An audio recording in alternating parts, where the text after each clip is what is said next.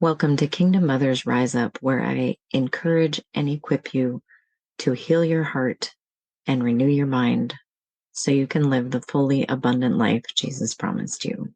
Let's go. It's time to move. Did God really say? The devil has been asking that same question for all of human history. Did God really say whatever you feel like you heard him say? This is the ultimate battle, to hear God and hold tightly to what he said. Eve saw fruit in the garden, and it looked good to eat. And then she forgot exactly what God had said and made the wrong choice. When the serpent came and said, "Did God really say?"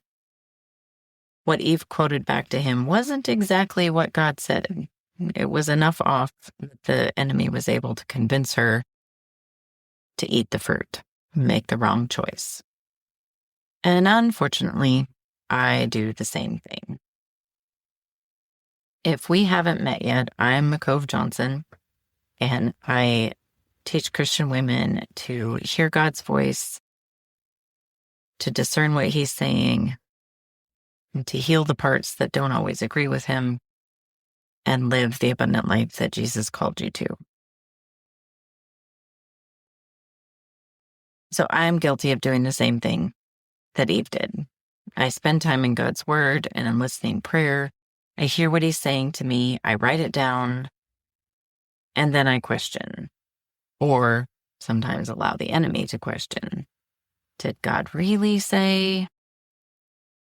There's two main reasons for this. One, I look at circumstances instead of what God said. And two, I listen to the enemy without realizing it. When I look at circumstances, I become confused or disillusioned when things don't go the way I wanted or expected. Just like Eve, I see things from my perspective instead of what God is saying, and from God's perspective, and I choose wrong. Then I can easily listen to the enemy without realizing it. This can look like letting how I feel be in charge instead of living. For example, when God told me to talk to church leadership about starting a women's ministry, he specifically told me not to focus on the outcome. Like, it didn't matter whether the ministry actually started or not. He told me he wanted to work in me, regardless of the outcome of these conversations. So I was excited what he was going to do, and felt things were going well for a while.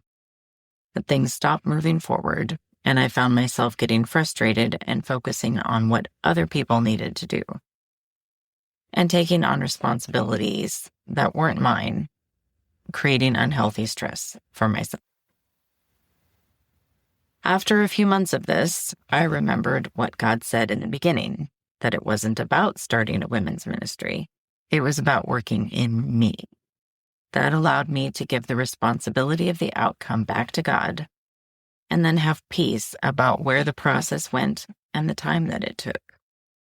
In those times of frustration, I can see that I let my feelings allow the enemy to talk me